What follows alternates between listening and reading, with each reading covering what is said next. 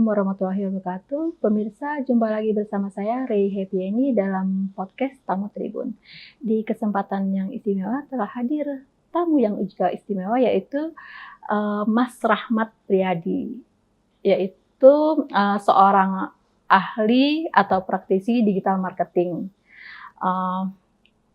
Sesuai dengan tema kita yang akan bahas, yaitu potensi cuan dari digital marketing ya. Jadi kita akan membahas tentang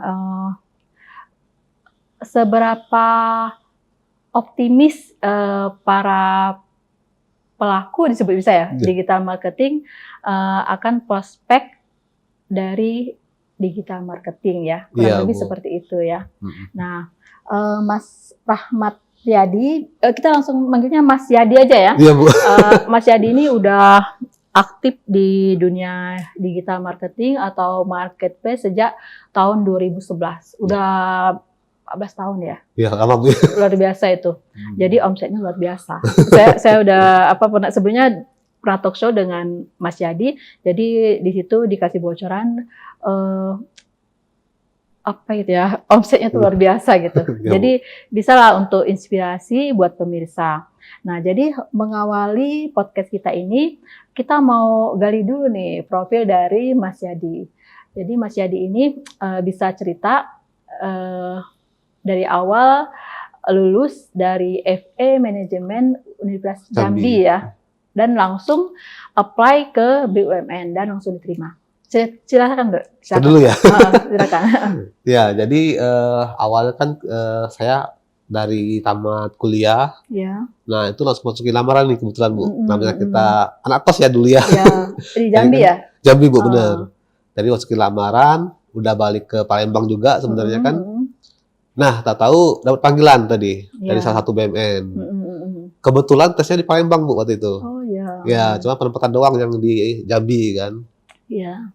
Kemudian kerja setahun. Nah, tapi mungkin jiwanya ya, Bu ya. Iya. Rasanya pengen ada sesuatu yang bisa bikin sendiri gitu, Bu. Terus pengen ada ide-ide apa tuh pengen dilaksanakan gitu kan, Bu ya. Bos sendiri bukan karyawan gitu ya. Ya, karena kalau karyawan kayak rutin, Bu ya. Jam 7 masuk, sore pulang gitu kan. Terus ngikutin SOP gitu kan. Nah, saya pengen coba deh karena bidangnya manajemen kan. Kemudian saya lihat juga kayaknya asik deh kalau bikin usaha gitu. Nah, akhirnya saya buka usaha waktu itu. Modalnya ya modal dari gaji setahun itu kan. Iya. Jadi mungkin kalau banyak teman yang tahu Bimble Dolphin tuh, nah itu saya pemiliknya, Bu. Apa tuh yang di sharing di Bimble Dolphin itu? Jadi Bimble Dolphin itu ada 2 program kita, Bu. Jadi MIPA dengan bahasa Inggris. Nah, itu kemarin udah lumayan banyak cabangnya sih. Ada 7 di Palembang kan. Luar biasa ya. Itu berapa tahun sudah sampai buka cabang 7 itu? 17 tahun, Bu. 17 tahun? Iya, betul. Oh, iya. Jadi kita 2004 sampai... Nah, kemarin 2020 kita tutup, Bu, gara-gara ada COVID itu kan. Jadi COVID datang. Nah, itu ya mungkin semuanya kacau ya. Kacau tuh maksudnya kita kaget gitu kan. Kok ada penyakit gini gitu kan. Nah, itu kita nggak bisa offline lagi ya. Nggak bisa offline lagi. Kemudian para orang tua ketakutan kan. Nah, cuma di kami itu kan bimbelnya bulanan. Nah, jadi akhirnya kemarin tuh bimbel kita nggak bisa, kita pikir, waduh ini sulit buat bertahan gitu kan. Nah, saya tutup. Tapi memang sebelum bimbel tadi, Bu, kita ada usaha tadi kan, ada usaha di digital marketing gitu, Bu. Saya jualan online waktu itu. Di 2011 ya? Betul, Bu, tepat 2011. Benar. Dan itu majunya sama-sama Bimble ketika 2011, majunya sama-sama Bimble Dolphin dan usaha. Saya jual Alkes waktu itu, Bu, di online-nya. Secara online. Iya. Apa saja itu yang dijual di digital di marketplace ya, di marketplace. Kalau yang di marketplace itu saya fokusnya di Alkes, Bu, kemarin itu. Di Alkes ya. Jadi kayak alat cek gula darah, kemudian tensimeter, sama alat untuk dengar. Nah, kemudian yang lain sih kayak masker segala macam ya, Bu ya, tisu, alkohol itu juga ya. Nah, waktu itu kan sebenarnya ada menarik nih, Bu, waktu kita yang jualan pertama kali di online tadi ya. Saya tuh lewat marketplace, Bu. Nah, saya jualnya itu pertama kali Bukalapak waktu itu. Jadi kemudian Bukalapak, Tokopedia, belum ada Shopee waktu itu ya kalau nggak salah. Nah, itu pembeli pertama kita itu dari Papua, Bu. Iya. Kalau kita bilang kayaknya kayak mustahil ya, kok orang Palembang bisa jualan sampai ke Papua pembelinya kan? Pembelinya dari Papua karena online ya? Karena online tadi kan. Nah, dan dia percaya langsung transfer kan. Nah, karena melalui pihak ketiga yaitu marketplace. Nah, sejak dapat orderan pertama itu, nah itu yang kita bikin tambah semangat buat jualan.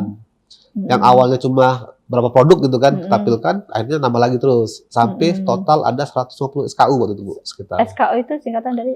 SKU tuh singkatan saya lupa ya, tapi itu item produknya, Bu, betul. Jadi kayak alat cek gula darah ada 2 misalnya kan. Nah, itu merek yang apa? Nanti yang merek lain lagi ada 3 misalnya. Udah jadi 5 gitu kan SKU-nya. Seperti itu, Bu. Apa nama sebutnya apa? Lapak atau akun ya? Nama akunnya Indosehat. Indosehat Medica. Jadi ada ratusan item produk kesehatan yang ditawarkan di Indosehat. Ya, betul. Memang waktu yang kemarin sama itu juga waktu COVID, Bu, kita tutup juga yang akun itu kan karena kesulitan mendapatkan ini alatnya, Bu, waktu itu kan. Jadi padahal omsetnya udah luar biasa ya waktu itu. Betul, sangat luar biasa, Bu. Dulu kan orderan bisa 100 orderan per hari, Bu, waktu itu kan. Berapa? 100 orderan. 100 orderan per hari. Boleh nggak disebut omsetnya? Nggak boleh? Boleh? Atau agak rahasia ya. Oh iya, ratusan produk sehari bisa terjual ya. Harganya mulai dari berapa sampai berapa? Ringnya, Bu, ya? Ring harganya. Jadi kalau kayak Omron kan mahal ya. Ada 600.000 rupiah, Bu, satu ininya kan. Nah, yang mungkin paling murah itu yang kayak alkohol swab itu. Alkohol swab. Alkohol swab. Oh. Ya, jadi kalau orang cek gula darah kan ada alkohol yang gitu ya. Nah, itu yang paling murah harganya Rp30.000. 30.000. Jadi mulai ring harganya mulai dari Rp30 sampai 500. Sampai ada yang jutaan juga sih, Bu. Jutaan. Dan dalam sehari bisa laku rata-rata ya ratusan produk. Betul, orderan, Bu, orderan. Luar biasa. Jadi Mas Yadi ini sampai diundang pada saat itu ya, sampai diundang kemana tuh? Ke Cina, Bu, kita. Ke Alibaba. Ke Alibaba. Karena kenapa bisa diundang oleh Alibaba itu? Nah, jadi gini. Jadi kan sebenarnya itu ada saham juga mungkin ya. Jadi Alibaba itu tanam saham di ini kan di salah satu marketplace kita gitu kan. Nah, kemudian karena kan kalau misalnya kita bilang marketplace, itu memang kiblatnya di Alibaba.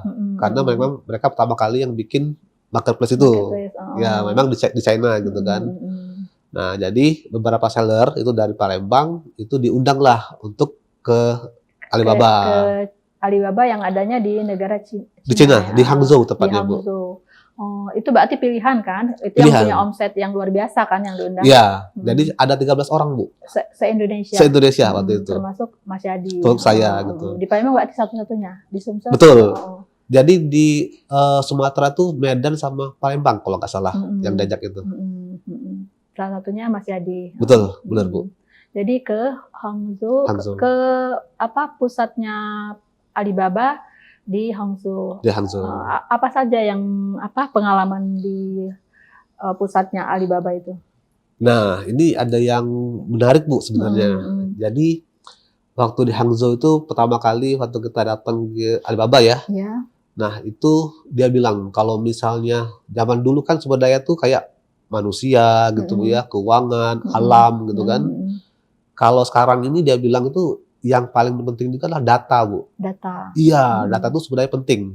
Jadi kalau kita bisa punya data yang bagus, itu bisa memenangkan suatu kompetisi katanya. Nah, kemudian yang menarik juga tuh waktu kita diajak ke program mereka gitu kan.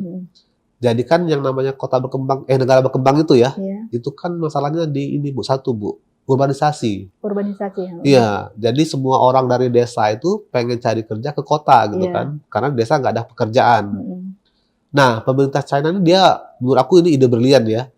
Mereka buat sentra-sentra kayak UKM itu di desa dibuatnya. Jadi misalnya nih, kemarin kita ke Desa Payung gitu kan. Nah, jadi desa itu dibuatlah, kan desa kan ada dusun-dusun, Bu, ya. Misalnya dusun pertama itu disuruhnya buat gagang payung gitu. Dusun kedua itu nanti buatnya yang besinya itu. Dusun ketiga kemudian kainnya itu. Kemudian dusun keempat itu yang merakit Bu semuanya. Menyatukan semuanya menjadi payung. Betul. Yang kerja siapa? Nah itu yang tadi Bu, misalnya dia petani kan, dari tani misalnya sampai jam 10, jam 11 gitu kan. Mereka kumpul di balai desa. Mulai kerja tadi itu. Nah kemudian dia rekrut yang anak mudanya kan buat meng-online-kan tadi produknya di sana apa gitu kan. Akhirnya belajar buat desain baru misalnya Bu ya. Nah ini idenya berlian. Tapi belum sampai yang benar-benar berlian nih Bu saya Bu ya. Karena kan kalau misalnya payung itu dibuat terus, pasti kan numpuk ya di desa banyak itu. Produknya. Banyak produknya kan, tapi siapa yang beli gitu kan. Nah, di Cina itu mereka buat namanya Kota Yiwu. Di Yiwu itu ada sangat banyak produk UKM, Bu. Produk kain? UKM. UKM, oh. Iya, jadi kalau kita datang ke Kota Yiwu, itu ada 5 distrik. Itu luasnya itu sekitar berapa kali bola kaki tuh Bu. Oh iya. Jadi kalau kita kayak ke pasar 16 ya, itu kayak ngelihat los panjang aja, nggak ada ujungnya.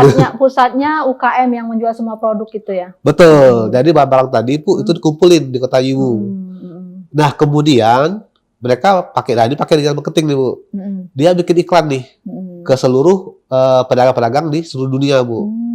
Dia bilang kayak gini. Ayo dong katanya, kalau kalian mau datang ke Yiwu Fair, aku akan kasih duit 3 juta rupiah katanya kayak gitu. Nah kita kan kadang kalau namanya pedagang kan, wah ini kesempatan nih. Sekalian jalan-jalan, sekalian lihat produk gitu kan. Nah jadi dapat uang 3 juta gitu kan. Ya kalau kemarin kan kita kayak nggak percaya juga misalnya kayak gitu ya. Kok bisa mereka mau gitu kan, kasih duit 3 juta gitu kan. Nah jadi emang kemarin kita lihat Baba, kemudian ke Yiwu itu. Nah di Yiwu itu emang ternyata ketika nyampe ke tempat Yiwu itu dikasih Bu uangnya 3 juta, tapi dalam bentuk yuan, mata uang Cina kan. Nah ini pinternya dia. Kita kan kalau dari Indonesia kan, ngapain ini nyimpen uang yuan balik ke Indonesia gitu kan. Akhirnya kita mau nggak mau kita belanja Bu. Belanja semua produk yang menarik di Yiwu tadi. Di Yiwu tadi kan, ada yang beli suping ya, suping itu yang masih imitasi itu Bu. Kemudian kemarin saya beli ini, saya beli ada pena, jam tangan, sama jepit rambut Bu. Nah jepit rambut itu saya beli banyak, kalau nggak salah ada 100 piece gitu jepit rambutnya kan. Harganya maksudnya murah gitu. Murah Bu, 1.000 rupiah sekitar Bu harganya itu. Nah jadi saya bawa pulang, saya bilang wah ini nanti buat keluarga ya, buat keluarga, teman, sama staff lah gitu kan.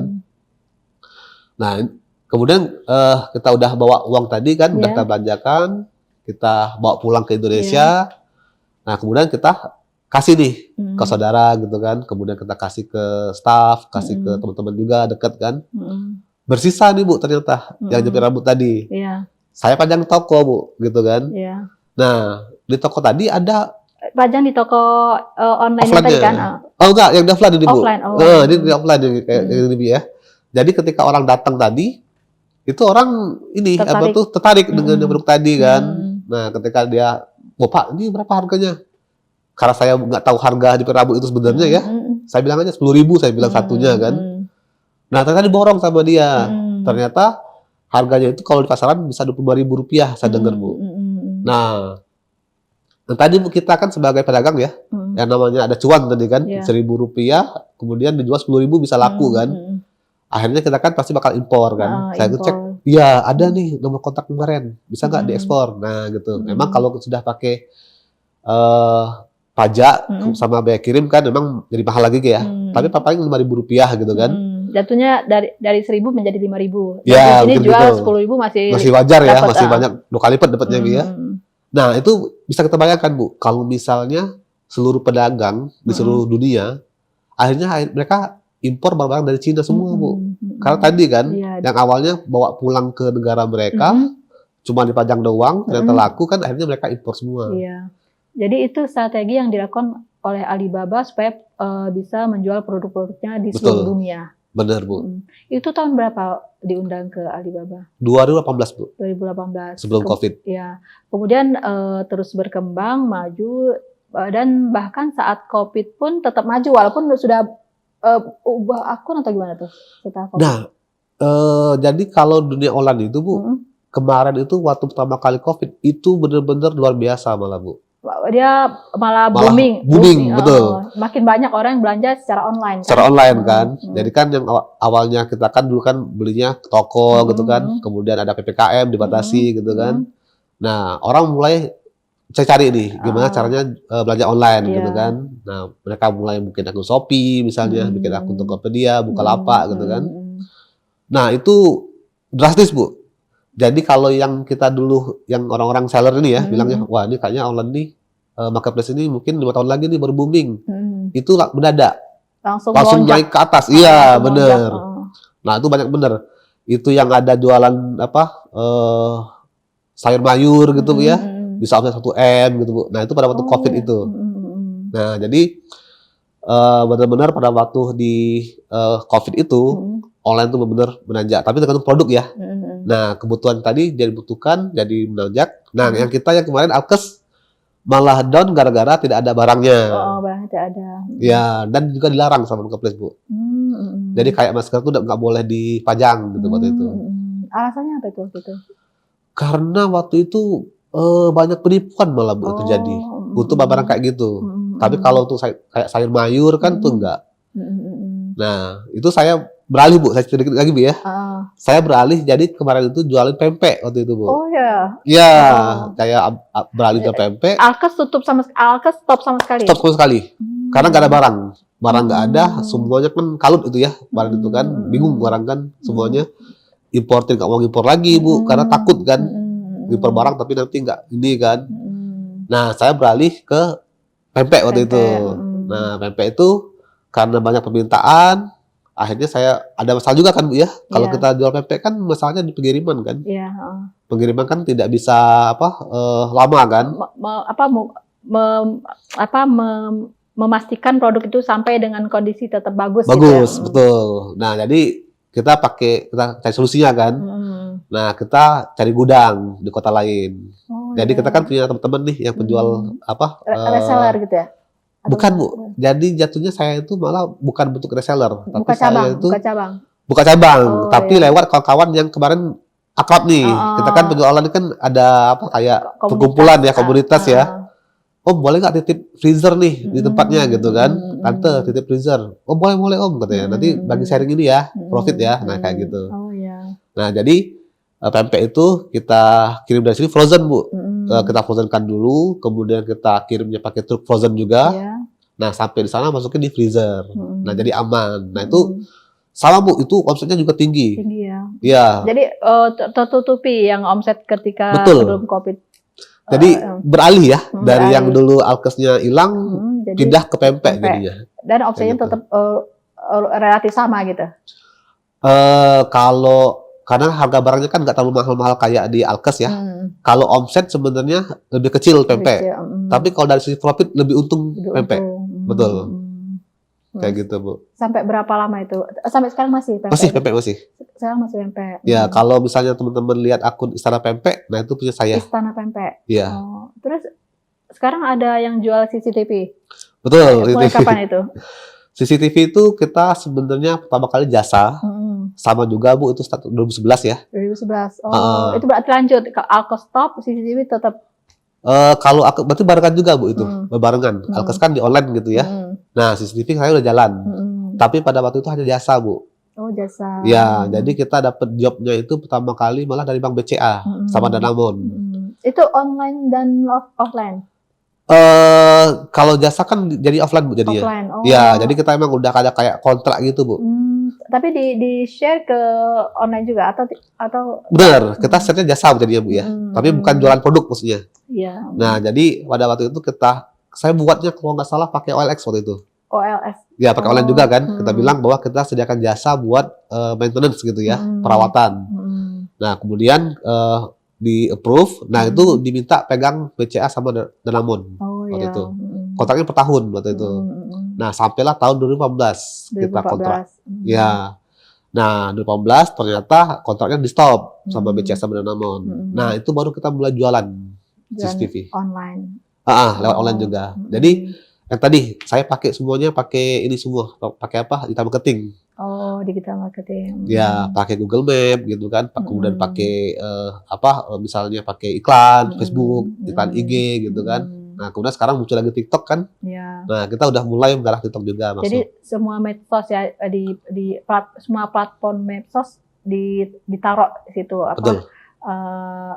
Marketingnya melalui semua akun medsos ya. Iya.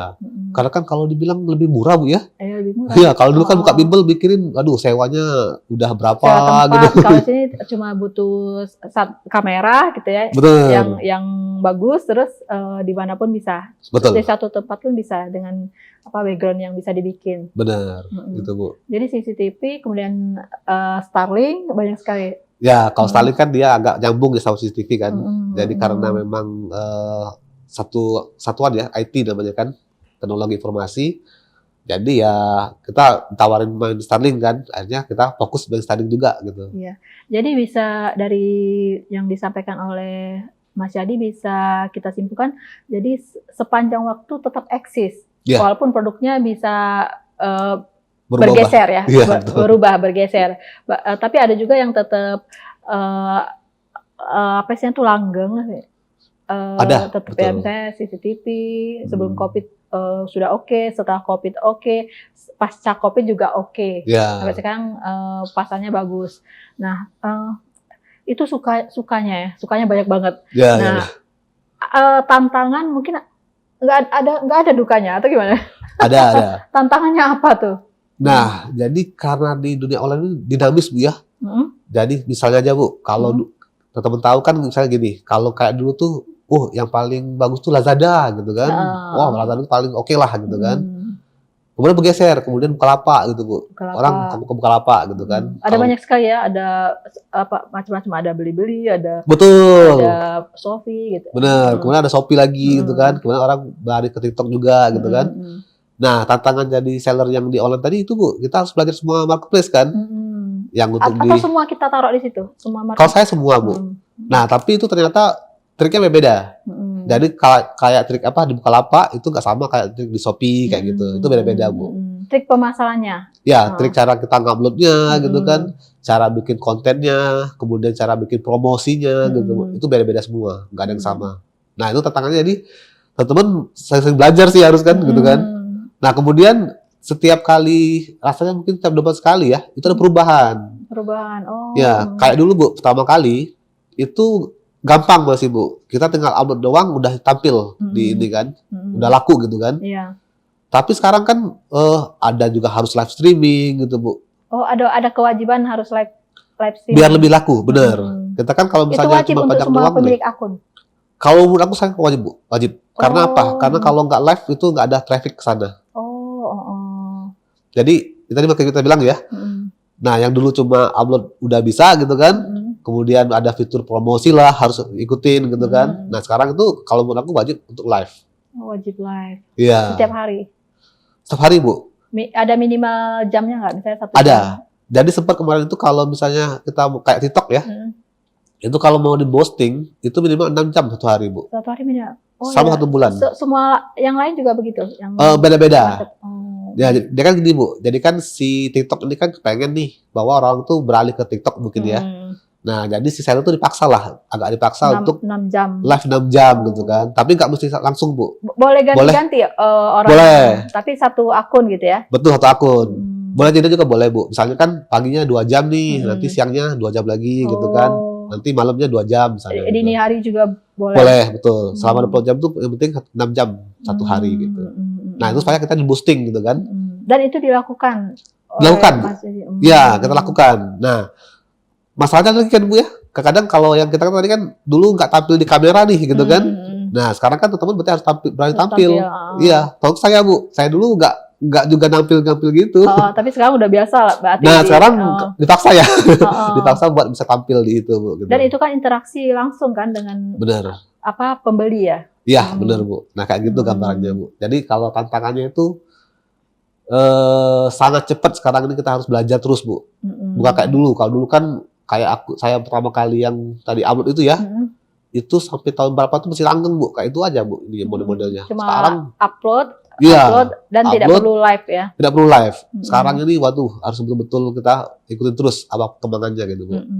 Tapi imbasnya kan bagus buat omsetnya ya? Bagus, bener. Bener. pernah nggak misalnya nggak dibayar gitu? Karena kita mainnya di marketplace Bu ya, itu aman Bu. Aman ya. Iya, tidak pernah Insya yang Allah gitu. semua transparan, terus Betul. pasti dibayar gitu ya. Benar, aman Bu kalau di marketplace. Luar biasa ya. Nah mungkin ada kiat khusus dari Mas Yadi, gimana supaya produknya itu langsung langsung laku ya. Laku ketika ya. ketika atau mungkin dari awal deh, gimana caranya buat akun marketplace, terus gimana cara memposting, terus gimana supaya produknya laku. Oke. Nah kalau buat akun mungkin kita langsung skip aja Bu ya, karena kan kebanyakan udah bisa Bu ya. Langsung bisa ya. Ya. Nah, cuma nanti teman-teman ketika mulai upload kan, nah jadi kalau boleh saran ya, itu kita serius Bu nguploadnya kan. Jadi kalau kami benar-benar pakai kayak SOP lah ngomongnya ya. Ada SOP-nya. Iya, misalnya kayak nama produk Bu. Nah itu kalau penjual baru kadang dia bingung kan, aku mau tulis apa di judul gitu kan. Misalnya dia jual ini nih jual baju misalnya. Baju ya misalnya kan. Nah atau aku gini aja Bu, aku buat yang kami dulu ya, yang kami Alkes kan. Nah kayak kemarin tuh waktu Alkes ya, ada yang orang-orang yang jualan Alkes juga, itu kalau ngasih judul produk, itu pakai nama doang Bu, pakai brand doang. Misalnya kan dia jualnya Easy Touch Bu ya. Nah jadi dibuatnya tuh Easy Touch gitu di bagian kolom judul produknya. Nah padahal dia nggak paham nih bahwa kalau pembeli itu dia nggak akan cari Easy Touch gitu kan, karena dia nggak tahu nih. Easy Touch itu kan alat cek gula darah ya. Nah, jadi dulu saya Bu yang bikin kayak gitu. Jadi saya bikinnya tuh merek produknya aja gitu. Iya, yang lain bikin merek aja gitu kan. Karena dia terbiasa jual kayak gitu kan. Nah, kalau kita kan saya tahu nih pembeli ini bukan cuma dokter doang kan. Orang awam Orang awam gitu kan. Nah, saya buatnya alat cek gula darah Easy Touch gitu. Nah, gitu. Tipenya apa? GCU gitu kan. Nah, jadi makanya saya pengen laku waktu itu Bu kan. Jadi kan karena orang cari itu alat cek gula darah gitu kan. Yang muncul produk saya di atas gitu. Nah, jadi kayak judul harus dibagusin gitu kan. Ikutin aturannya gitu ya. Kemudian kayak gambar harus bagus juga gitu kan. Nah, kemudian deskripsi nih misalnya kan. Banyak yang bikin posting tapi nggak bikin deskripsi gitu kan. Padahal semua produk itu pasti ada deskripsi. Nah, kalau saya punya tip dikit nih buat teman-teman, misalnya mau buat deskripsi ya. Itu teman-teman bagi menjadi 3 bagian Bu. Yang pertama teman-teman buat cerita, yang kedua buat spesifikasi, yang ketiga buat garansi. Oh iya. Ya. Itu deskripsi kan gambar. Di deskripsi itu ada di gambar itu atau di bawah di bawah Bu tulisan dia. Nah, kenapa saya buat 3 gini Bu ya? Nah, kita bayangin Bu, misalnya kita jual songket ya. Harganya itu kan mungkin 4 juta rupiah gitu kan. Orang awam nggak tahu Bu. Kok kain kayak gini doang harganya kenapa bisa semahal itu gitu kan. Nah, tapi kan kalau kita buat cerita kan, bahwa songket ini dibuatnya itu hanya keluar bangsawan gitu kan misalnya kan. Dibuatnya 2 bulan bisa dapat Nah, gitu kan. Kemudian membuat songket itu kan butuh waktu 1 bulan gitu, misalnya 2 bulan gitu kan. Nah, jadi kan ketika mereka membaca deskripsi itu, wajar dong harganya segini gitu kan. Nah, kalau teman-teman nggak buat, ya gimana orang mau beli kan, semahal itu kan. Nah, yang kedua harus ada tadi spesifikasi Bu ya. Nah, itu kadang-kadang Pak kami kan jual pempek kata dia. Kalau ngomong kayak gitu kan. Jadi buat apa spesifikasi gitu kan? Apa isinya gitu kan? Nah, padahal semua produk itu punya spesifikasi kan Bu ya. Bukan cuma handphone doang kan, handphone, laptop gitu kan. Pempek pun bisa dibuat spesifikasinya. Misalnya pakai bahan-bahan apa gitu kan. Kemudian tepungnya tepung apa gitu. Kemudian dibikin juga komposisinya, ikannya berapa, tepungnya berapa gitu kan. Atau misalnya pakai air yang bersih, aqua misalnya kan. Nah itu kan kita masukin dalam deskripsi. Jadi orang bisa mikir nih, wah pakai airnya aqua nih gitu kan misalnya ya. Jadi kalau punya mahal tuh wajar gitu kan. Nah jadi teman-teman jangan bingung lagi ya. Pertama tadi kasih cerita, yang kedua kasih spesifikasi, yang ketiga kalau bisa kasih garansi. Ya misalkan orang udah tertarik nih, tapi cak mana Pak kalau misalnya pempek ini nyampe bau untuk kami gitu. Nah kalau kita mampu ya kita kasih garansi. Bu kalau misalnya rusak kami ganti baru Bu. Nah bisa kayak gitu. Nah jadi kawan-kawan yang mau jual online tadi ya, nah jangan lagi bingung ya. Jadi minimal 3 itu kan. Yang pertama, judulnya harus bagus, ikutin aturan tadi ya. Yang pertama ada tipenya, baru merek, baru modelnya. Kemudian ada gambar yang bagus. Yang ketiga, bikin deskripsinya yang buat kayak tadi ya. Jadi ada cerita, ada spesifikasi, ada garansi kayak gitu. Nah, selebihnya itu nanti dipromosi. Promosi. Ya. Promosi itu antara lain tadi apa live gitu ya. Betul. Sama kayak fitur-fitur promosi ini, Bu. Apa misalnya kasih diskon ya, diskon voucher gitu kan. Itu saya perhatiin banyak, Bu, yang salah, Bu, bikin vouchernya. Oh iya. Iya, misalnya gini. Dia jual barang tuh harganya rata-rata 10.000, Bu ya. Nah, kadang-kadang teman-teman tuh bikin minimal belanja 200.000, dapat voucher misalnya 5.000 rupiah dibuatnya kan. Nah, ini kalau kita lihat akun mereka ya, kita cek kan, wah, kita evaluasi, pantas saja nggak ada yang pakai. Karena kemahalan kan, Bu ya. Harganya kemahalan, maksudnya terlalu sedikit diskonnya gitu? Maksudnya gini, orang itu kan harga barang kan 10.000 ya, harga barang kan 10.000 nih. Nah, berarti dia harus beli 5, Bu, untuk mendapatkan diskon tadi kan. Nah, orang kalau butuh satu kan nggak mungkin, istilahnya apa, mau beli 5 kan, dipaksa kan, cuma mau dapatin diskon yang 10.000 itu kan, atau 5.000 itu kan. Nah, jadi, ini mungkin terus juga, Bu ya, buat yang mau kasih voucher diskon misalnya ya, itu teman-teman harusnya pikir kayak ini. Misalnya, rata-rata produknya itu 50.000 kan. Nah, teman-teman tuh saran saya, itu bikin vouchernya itu minimal belanjanya jangan 200.000, tapi 60.000 rupiah. Oh, gimana tadi? Ya, kan gini, Bu, tadi kan yang pertama salah ya, dia buatnya itu kan harga barang 10.000, misalnya untung 20.000 rupiah ya. Dibuatnya lah minimal banyak 200.000. Nah, ketika kita cek nggak ada yang pakai vouchernya, Bu, karena terlalu banyak kan. Nah, kalau dia buat vouchernya 60.000 rupiah misalnya kan, jadi kan ketika orang ini mau check out nih, gitu kan, nanti muncul nih tambah 10.000 lagi, dapat diskon 10.000 gitu kan. Nah, yang awalnya dia beli satu, Bu, akhirnya dia beli dua gitu. Yang awalnya kita untungkan kalau satu kan 20.000 rupiah tadi ya. Nah, karena dia beli 2, untungnya 40.000 kan. Nah, dikurangi voucher diskon tadi 10.000, Bu, masih untung 30.000 rupiah. Jadi untungnya lebih gede gitu kan. Dapat untung 20% kan. Nah, bayangin teman-teman kalau misalnya awalnya omsetnya untungnya 1 juta gitu ya. Dengan pakai voucher diskon tadi, itu untungnya bisa sampai 1,5 juta rupiah gitu kan. Dan sangat lumayan kan, Bu, meningkatkan. Nah, itu salah satu strateginya ya. Betul. Jadi jangan bikin strategi bikin voucher bisa nih, tapi salah cara strateginya gitu.